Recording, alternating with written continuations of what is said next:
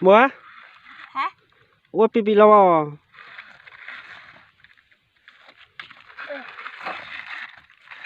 Thao á thế à? Thắt thở nó à ra. Có thao á lo nào? Ê thở nó có dễ nữa nè. Ừ. Có gì mà kia có thao rồi. Chết. Có gì chị kia? À. Lo à? Cái láo nó nở luôn. Lao tao tao đi à? Đó. Sợ cũng mua.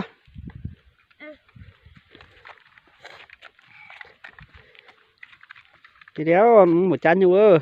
Chồng tôi là nọ cơ lên. Cho tụi mình nhảy giao nó đó mà chán nhu kéo. Nó nói dần Rong gì luôn. nó cơ liền. Muốn thế? Ô. Tí nữa tao đó. Hả? Có thấy ra đầu tiên không nghe? Đó bỏ hay ra. Nhảy lên có nhảy đã té à? Hả? Nhảy lên có nhảy đã té à? Giờ hai ta thật yên bà té. Ừ. Đó bỏ hay hả? Nhảy kéo còn sai sai. Nhảy được không à?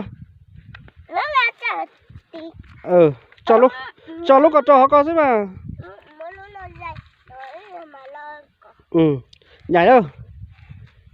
Nhảy được không đấy? Hay nhảy này là Ừ. Hai cô gió ra cô gió kia có he. nào. Hai bà. Hay rồi không đâu à? Hình không? Ừ. Đây. Giờ thằng em nhớ nãy lia. Ừ. Hai mà. Ê bé Hai bà. Hãy ra cộng đâu mà. Hai mà. cha ta có nước màu gì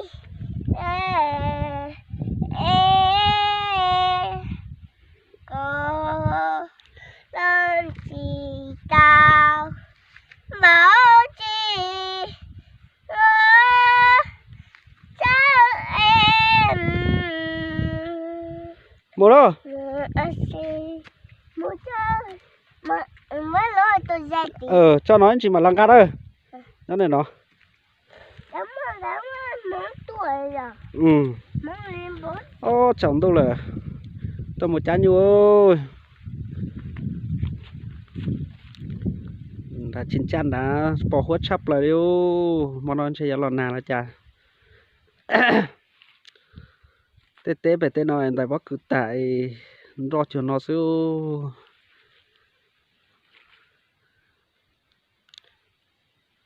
Tại bạp bao cho nó sẽ chả có lòn no gì đâu.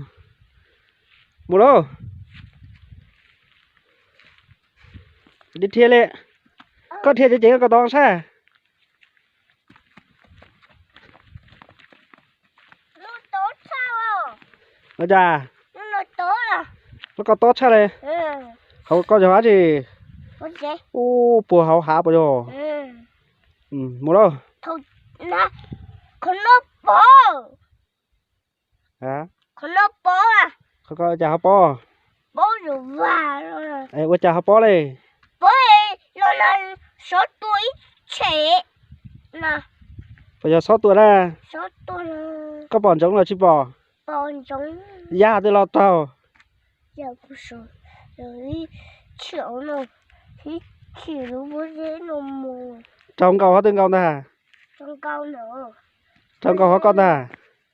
Chờ lúc bố dễ nó rồi vậy. Nó mù hậu. Một đâu? Ê rồi chéo. Bố hậu. Tố sao bố đi rồi.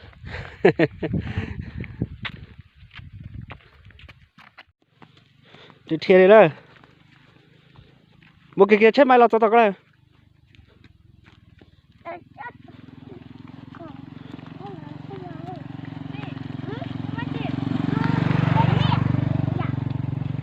Nè, ông một chán như vào thì một đàn lia ạ. Có đàn này chứ? Ừ, có bao đá.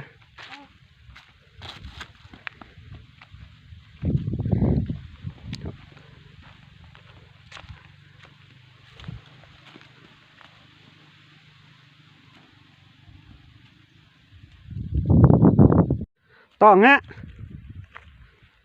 mua đâu tôi chán nhiều gió nhủ đó tê tê này thắc công tập bắp bao xưa đi thiệt đấy tụi con đã tao chơi rồi à tụi con đã tao chơi tè mua chơi chơi mà đi chơi chơi mà thiệt chơi chơi không có bén sai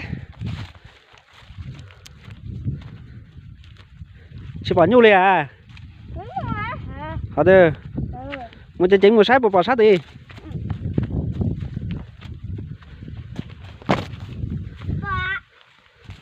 hả tư mua đây nhủ là thế được rồi mua chát nhủ tí lo mà mua chát tao tí lo mà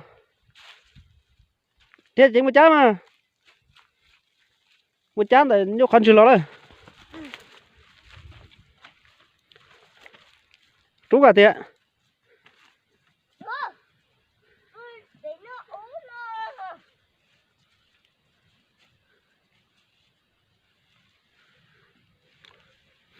muốn chụp khỉ tôi chát nhiều ơ sao tới bây giờ mẹ một chát nhiều sẽ nữa ly cha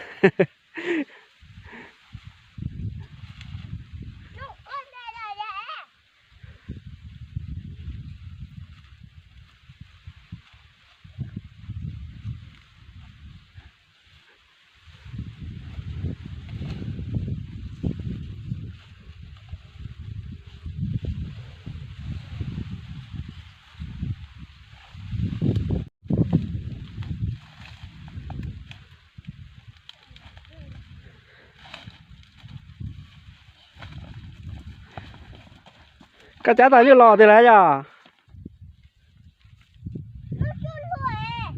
như chút luôn là gặp một tàu như cáp lá vào